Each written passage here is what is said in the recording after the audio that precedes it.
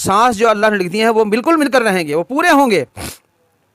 اور آدمی کے لیے جب تک موت مقدر نہیں ہے تو مر نہیں سکتا، مرے گا بھی نہیں۔ اللہ کی ملاقات، کہ اللہ کی ملاقات ناراضگی کی صورت میں نہ ہو جائے، اس بات سے ڈرنا ضروری ہے۔ باہر نکلیے تو ماسک لگا کر نکلیے، اور جب بیٹھیں تو فاصلے کا خیال رکھیں۔ 2 گز دوری کو بتایا جا رہا ہے، 2 گز نہ ہو تو 2 فٹ تو دوری۔ بسم اللہ الرحمن الرحیم وَلَن يُؤَخِّرَ اللَّهُ نَفْسًا إِذَا جَاءَ أَجَلُهَا وَاللَّهُ خَبِيرٌ بِمَا تَعْمَلُونَ۔ صدق اللہ العظیم۔ محترم دوستو اور بھائیوں اور ہندوستان میں بسنے والے تمام باعزت شہری میرے مخاطب ہیں، میں ان سے سب سے انسانیت کی سطح پر یہ عرض کرتا ہوں کہ اسلامی تعلیمات میں موت کے لیے اصل سبب امر الہی اور حکم الہی کو بتایا گیا ہے۔ جس طرح سے سرچشمہ حیات اللہ تعالیٰ کے حکم سے جاری ہوتا ہے، اور اس سرچشمہ حیات کی انتہا اور اس کی رکاوٹ اور اس کا جو ہے تھماؤ اور ٹھہراؤ اللہ تعالیٰ کے حکم ہی سے ہوتا ہے۔ روزی اور موت اللہ تعالیٰ کے حکم سے جاری ہوتی ہیں، اور اس میں کسی بندے کو، پہلے سے کسی مقرر فرشتے کو بھی رازدار اللہ نے نہیں بنایا۔ کس آدمی کی کب موت ہوگی، کب تک زندگی چلے گی، اس کے متعلق صرف ایک اکیلے اللہ وحدہ لا شریک لہ کا حکم چلتا ہے، اور وہ حکم ایسا ہے کہ اس میں ان اللہ بالغ امرہ، بلا شک و شبہ اللہ تعالیٰ اپنی بات کو آخر تک پہنچا کے رہتا ہے۔ اس میں کوئی اپیل، اس کے حکم کے خلاف کوئی اپیل نہ ہوئی ہے، نہ ہوگی، نہ کارگر ہوگی۔ اس لیے میں اپنے تمام دوستوں کو، خاص طور پر مسلمان بھائیوں کو یہ کہتا ہوں کہ دیکھو، موت یا یہ وبا، کورونا وبا کا میں انکار نہیں کر رہا، ہو سکتا ہے یہ وبا پھیلی ہوئی ہے، لیکن یہ موت کا سبب نہیں ہے۔ اصل اللہ تعالیٰ کا حکم ہے۔ اگر موت کا سبب یہ وبا ہوتی تو ایک طرف سے جہاں سے ہوا گزر جاتی وہاں سے سبھی لوگ مر جاتے، ایک طرف سے صاف ستھرا سارا زمین کو بالکل صفا چھٹ میدان کر دیتے، سارے لوگ مر جاتے، گر جاتے، لیکن نہیں۔ جن کو اللہ نے اسباب کے درجے میں اس وبا سے موت مقدر لکھ دی ہے تو ان کو اس موت سے ہمکنار ہونا پڑے گا۔ علاج میں کوتاہی اس کا سبب نہیں ہے، اور علاج میں چاق و چوبند رہنا زندگی بڑھانے کا ذریعہ نہیں ہے، مگر علاج سے غفلت برتنا اور خلاف احتیاط قدم اٹھانا اس کی بھی اجازت نہیں ہے۔ احتیاط بھی رکھیے، باہر نکلیے تو ماسک لگا کر نکلیے، اور جب بیٹھیں تو فاصلے کا خیال رکھیں۔ 2 گز دوری کو بتایا جا رہا ہے، 2 گز نہ ہو تو 2 فٹ تو دوری کم سے کم رکھو۔ پھر بھی جو لوگ کورونا کی بیماری سے ابھر کر نکل آئے ہیں، اور وہ فاتح یودھا کورونا ان کو کہا جا رہا ہے، سرٹیفکیٹ بھی دیا جا رہا ہے، بہت اچھی بات ہے، لیکن بھائی موت ایسی چیز ہے کہ جس کو اللہ نے ہر زندہ آدمی کے لیے مقرر فرما دیا ہے۔ لیکن یہ کمال کا معاملہ ہے اللہ تعالیٰ کا کہ اسی بندے کو پہلے سے کوئی خبر نہیں ہے۔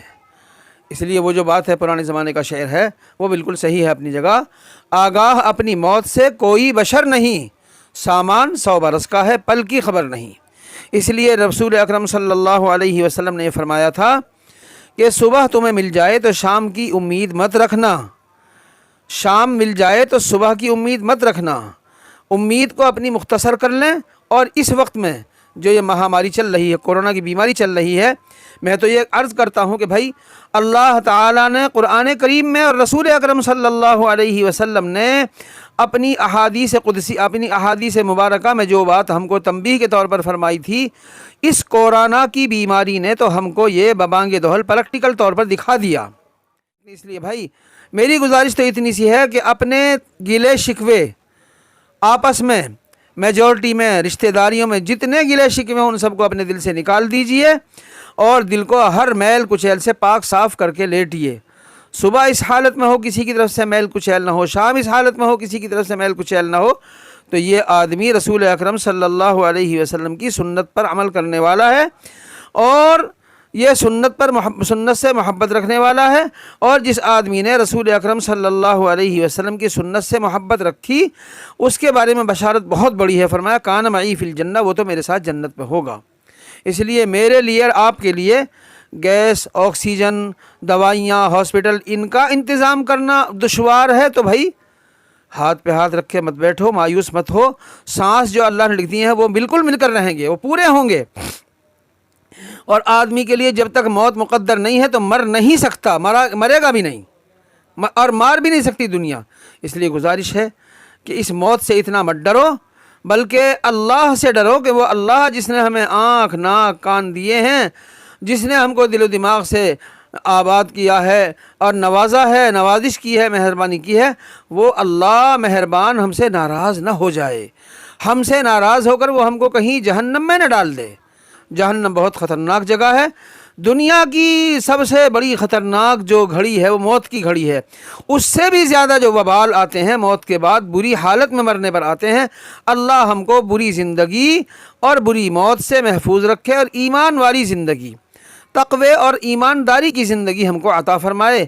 اور حدیث میں آ گیا ہے، لوگوں اپنے اللہ سے ملاقات کا اشتیاق پیدا کرو دل میں کہ ہمیں اپنے اللہ محسن سے ملنا ہے، ہمیں اپنے اللہ سے ملنا ہے. حدیث میں آیا، من احب لقاء اللہ احب اللہ لقاءہ ومن کرہ لقاء اللہ کرہ اللہ لقاءہ. جس آدمی نے اللہ سے ملنا پسند کیا اللہ اس سے ملنا پسند کرتا ہے.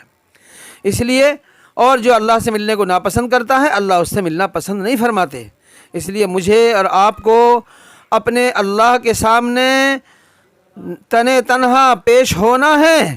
اس پیشی کا ڈر اپنے دل میں ذرا بٹھائیں اور دنیا کی ساری شان و شوکت اور یہاں کے سارے ٹھاٹ باٹ اور یہاں کے تام جھام سب چیزوں کو چھوڑ کر جانا ہے. وہ بھی چلے گئے جن کے پاس 1000 گاڑیاں آکسیجن کی بھری ہوئی کھڑی تھیں، ڈاکٹر ان کے اشارے پر کھڑے ہوئے تھے.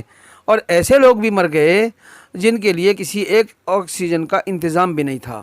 اور ایسے لوگ بھی صحت یاب ہو کر زندہ ہو کر آ گئے کہ جن کے لیے کوئی علاج کا انتظام نہیں ہو سکا اور وہ زندہ ہیں ماشاءاللہ. اس لیے ہمیں اپنی زندگی کے بارے میں اپنے اللہ کو سامنے رکھ کر زندگی گزارنی ہے اور فیصلہ کرنا ہے کہ اللہ اگر موت دے تو ایمان کی دے اور زندگی دے تو ایمان کی دے. کفر اور شرک یعنی بے ایمانی، جھوٹ، دھوکہ، دغا، اور فریب اور دغا بازی، ایسی زندگی سے اللہ ہم سب کی حفاظت فرمائے. اس لیے ضرورت اس بات کی ہے کہ ایمانداری کی زندگی ہماری ہو. اس کے لیے ہم کوشش کریں. اپنے ذمے کسی کا کوئی حق ہے، مطالبہ ہے، آج رو کر کے پیر پکڑ کے معافی مانگ لو، معاف کرا لو، قیامت کے دن وہ معافی نہیں ہوگی ورنہ.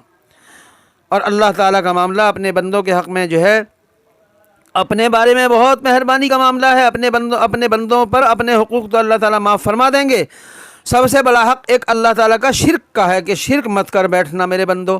شرک کو اللہ تعالیٰ معاف نہیں فرمائیں گے. اور سب گناہوں کو معاف کرنے میں اللہ کو کوئی دقت نہیں، کوئی دشواری نہیں. اور دقت دشواری تو کسی چیز میں اللہ تعالیٰ کو ہوئی بھی نہیں، کبھی نہ ہوگی. البتہ بندوں کے جو حقوق ہیں اللہ تعالیٰ چاہے تو اپنے پاس سے بندوں کے مطالبے پورے کر دے. اور اللہ اس لیے ہم کو ہماری ذمہ داری بنتی ہے کہ آج ہم ہوش و حواس میں رہتے ہوئے اپنے بھائیوں سے معافی مانگ لیں اور اپنے بھائیوں کے حقوق کو ادا کر دیں اور اپنے مطالبے کو ہم معاف کر دیں. اللہ پاک ہم کو اس کی توفیق عطا فرمائے.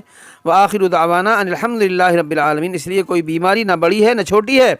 جس بیماری کو چاہتا ہے اللہ تعالیٰ بڑھا دیتا ہے اور جس چیز کو چاہتا ہے، جس بیماری کو چاہتا ہے گھٹا دیتا ہے. گھٹانا بڑھانا اللہ کے ہاتھ میں ہے. اس لیے بالکل نہ گھبرائیں. اور ویسے موت کا ڈر نہ ہو کر اللہ کی ملاقات، کہ اللہ کی ملاقات ناراضگی کی صورت میں نہ ہو جائے، اس لیے اس بات سے ڈرنا ضروری ہے. اللہ پاک مجھ کو بھی تقوی عطا فرمائے، آپ کو بھی باریکی اور دین کی باریکی اور دین کی عظمت اور دین کی جو ہے تعلیم کی روشنی میں زندگی گزارنے کی توفیق عطا فرمائے.